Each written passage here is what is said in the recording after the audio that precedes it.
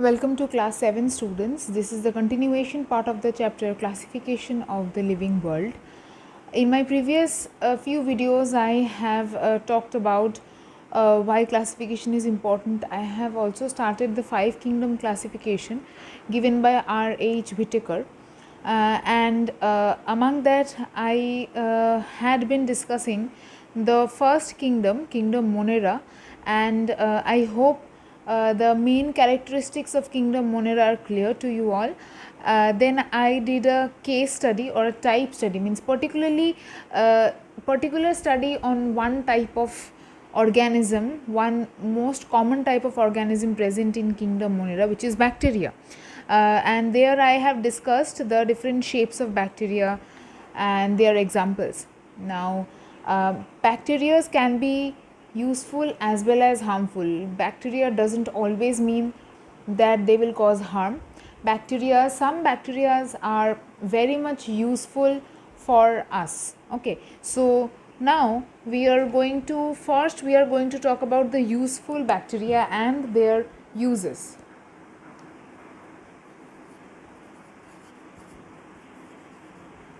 Okay, first we are going to talk about the different useful bacteria and how they are useful. First is production of butter and cheese. Butter and cheese, we all have butter and cheese, right? It is very tasty to eat, but how is butter and cheese produced? Some bacteria such as Streptococcus and Lactobacillus, the names I have already discussed in the previous video, that means according to their shape the names have been given. So Streptococcus and Lactobacillus, both are scientific names, and according these bacteria are used to produce curd, butter and cheese. We know how curd is produced. We add a little bit of curd in a lukewarm milk and overnight, and we keep it overnight in that way, in a we keep it at a corner in a quite a warm place, and the next day we see that the milk has turned into curd. How? The lactobacillus bacteria present within the little amount of curd that has been added within the milk has multiplied throughout the night and has converted the lactic acid present in milk, lactose present in milk, into lactic acid to form curd. Okay, so this is how butter, cheese and curd are formed, and it is helped by the bacteria Streptococcus and Lactobacillus. Clear?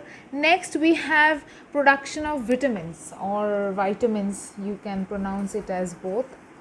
So vitamins are very important for our body. Many bacteria living in the intestine of humans synthesize vitamins such as vitamin B. So the particular bacteria is E. coli, Escherichia coli bacteria.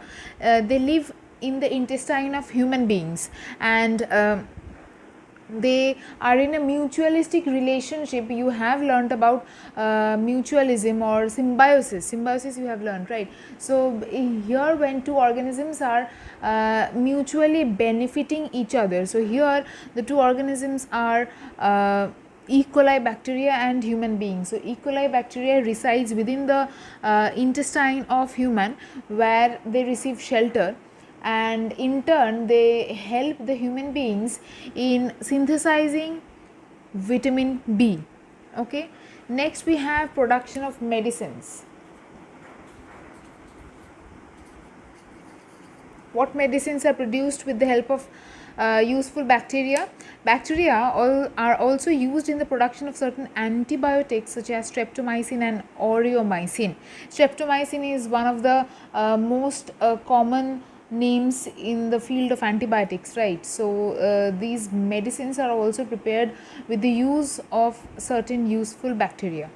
Number 4 point, we have nitrogen fixation. We all know this bacteria, nitrogen fixing bacteria, Rhizobium helps in this. Some bacteria, here you might write the name of the bacteria, Rhizobium bacteria. Okay, you have learnt it previously as well.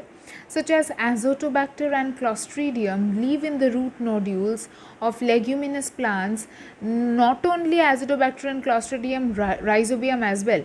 So, they live in the root nodules of leguminous plants and they fix the atmospheric nitrogen into nitrates. So, I have told you previously that the atmospheric nitrogen, although plants need nitrogen for their metabolism, they need it as nutrients. And although nitrogen is present in the atmosphere in abundant amount, the atmospheric nitrogen is not suitable or the plants cannot take in the atmospheric nitrogen directly.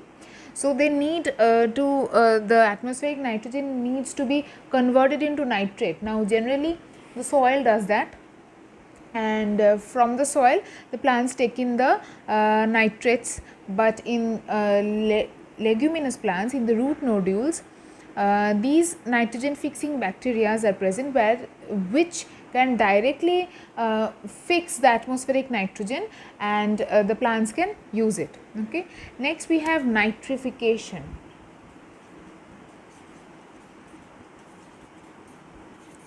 What is nitrification? Some bacteria such as Nitrosomonas, yes, convert ammonia into nitrates and increase the fertility of soil. So, previously I said that nitrogen or the different derivatives of nitrogen are very, very important for plants and as well as for the soil as well, to increase the fertility of soil. So, one such nitrification performing bacteria is Nitrosomonas, or Nitrobacter is also another one. Okay. Next, curing of tobacco and tea leaves.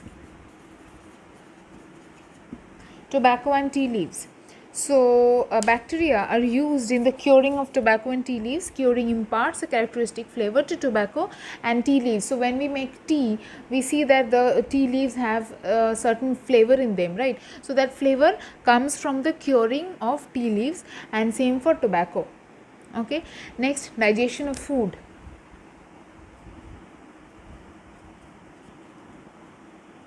Digestion of food. Some bacteria live inside the digestive tract of animals, especially herbivores, and break down cellulose in grass and help in digestion. Since cellulose is present in only plant cells, so this type of bacteria are found in herbivores, only those who feed on the green plants, and since cellulose is very means not really easy to digest, these bacteria living inside the digestive tract of animals, of herbivorous animals, they help them to break down the cellulose present in the green leaves that they eat, and thus help in digestion. Okay. Next we have the decay of organic matter. I am just writing decay. Decay of organic matter. Here bacteria are the scavengers of nature, we all know that, and they help to keep the environment clean. They act on the dead bodies of plants and animals and break them down into simpler chemical compounds. During decomposition, they release carbon, nitrogen, sulfur into the atmosphere. So, they also help in the decay of the organic waste, thus recycling the different nutrients present in the dead and decaying matters. Okay. So, this is all about, here we get 8 points of different useful bacteria and how they are useful. Okay. So, in the next video, we are going to learn about the harmful bacteria. Okay. Thank you.